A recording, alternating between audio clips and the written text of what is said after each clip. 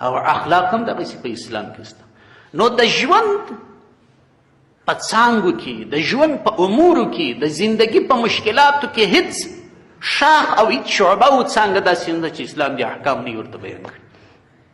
یا بني آدم قد انزلنا علیکم لباس. نن به یو څه بحث پر دا ټوکرانو باندې وکړو. لباس هم د زندگی او د ژوند بلکې د هغه بدن سره مشتې شی دی چې تر هغه نو محبوب الانسان ته نشته. یو شی دی چې هغه انسان خپل بدن دی، خپل جسم دی، خپل روح دی، دا تر هر چا محبوب دی انسان. یو خو هغه عقلي محبت دی. عقلي محبت زموږ د الله د رسول سره دی. یو طبعي محبت دی، خپل ځان هر چا ته ګران دی. یو پروپاګند چې نن سبا په معاشره کې په ټولنه کې روان دی هغه دا دی چې دا مولیانو ملایانو موږ ته دا دین ډېر سخت کړي. په لباس کې دونه سختي نشته. لباس دی، چې پتلون اغوستی، چې نیکر اغوستی، چې عربي کالي اغوستی، چې عجمي کالي اغوستی. لباس دی، په دې کې څه مشکل شته؟ او دا غلطه مفکوره روانه ده چې انسان چې د شروع څخه پیدا سولت سو بربندو. دا پروپاګند روان دی.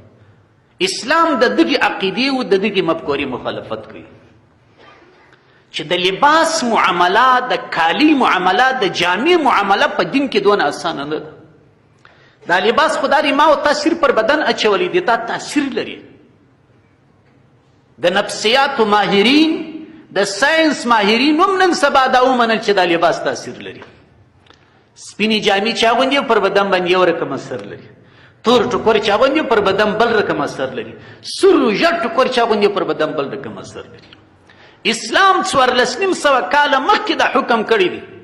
نبی کریم علیه السلام فرمایي البسوا من ثيابكم البياض. ای زما امت ته که موسو توان وي، په طاقت وي، دا حکم وجوبي نه دی، دا فرض نه دی، دا استحبابي امر دی. البسو، تر خپل وس و توانه کوشش کوئ چې سپینې جامې واغوندئ.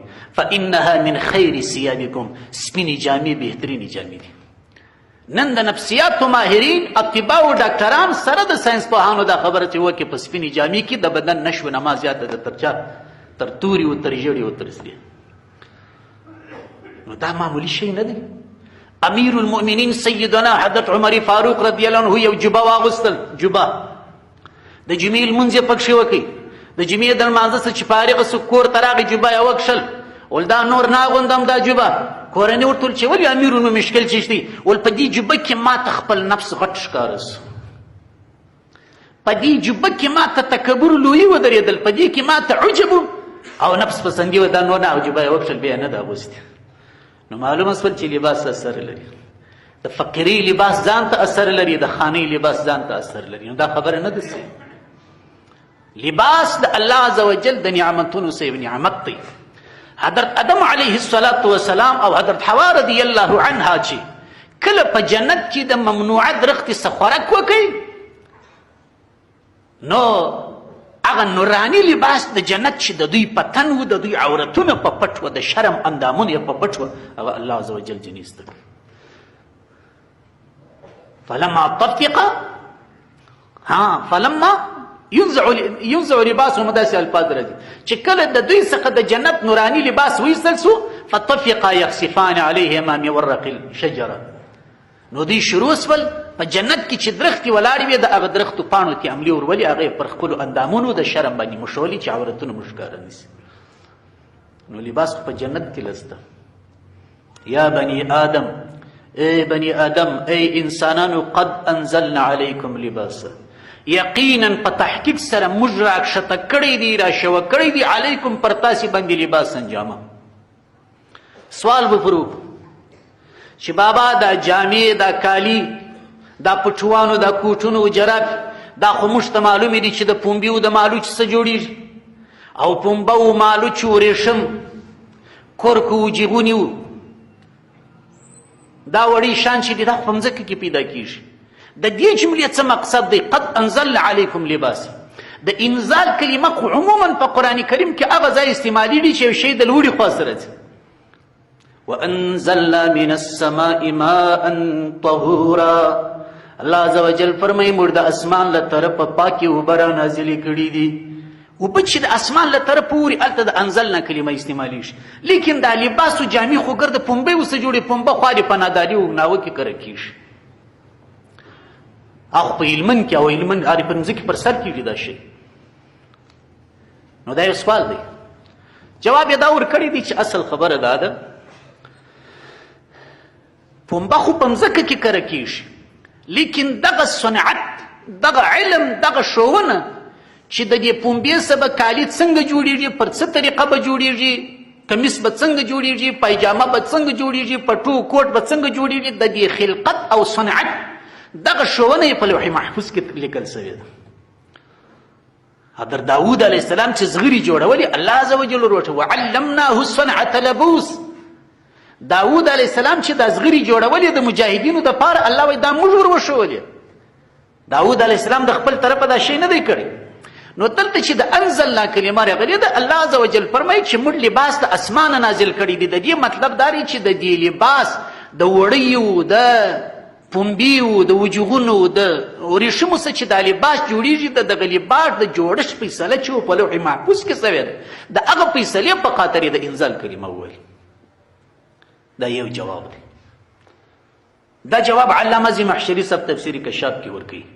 لیکن یو بل خوندور جواب هم موږ لرو.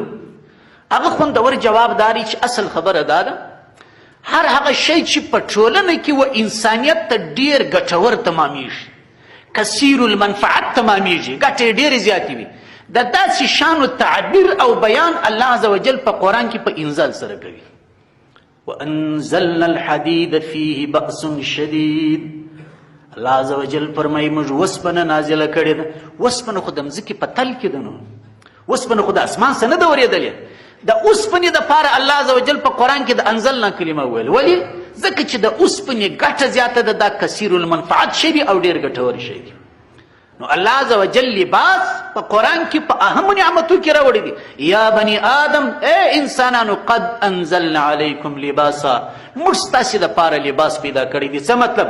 ای انزلنا مطرا، موږ د اسمانه څه باران اورولی دی. ينبت القطن والکتان، دغه باران چې دی قطنه پنبه راشنه کوي، کاله کې راشنه کوي، کتان ټوکر، دغه رقم کتان، د دغه پنبې و کتان څخه بیا تاسې کالي جوړوي. نو اصل شی باران دی، په باران سره پنبه راشنه کېږي، د پنبې څخه موږ کالي جوړوو. د څه شي دپاره دی لباس؟ یواري سوآتکم. الله عز وجل فرمایي دغه لباس ستاسې عورتونه پټوي. یواري سوآتکم، دغه لباس ستاسې عورتونه پټوي. د عورت پټول د انسان په فطرت اخښلې معامله ده. په جنت کې چې د آدم علیه السلام و حضرت حوا اناس نوراني لباس شوسو، دوی غیر اختیاري د درختو پاڼو ته ورمړه کړل او دا د خپل شرم د اندامونو پر ځایو باندې ولګولي چې د عورت پټول انسان نه زغمي. نن چپه تهذیب روان دی، نن چپه کلتور روان دی، دا کفري تهذیب دی، دا کفري تمدن دی. اسلام دا نه وایي چې بې ستري راسي. انسان د فطرت و د جوړه صدا چې راغلی دی چې د عورت په لڅولو خفه کېږي. یواري سوآتکم، سوآت د سوءة جمع ده. سوءه په عربي لغت کې هر هغه مقام ته وایي چې انسان یې په یادولو یا لڅولو شرمېږي، چې موږ تاسې د شرم اندامونه ورته وایو. اولنی مقصد د لباسو د ټوکرو د جامې دا دی چې زموږ ستاسې غلیظه اندامونه یا غلیظه عورتونه راپټي.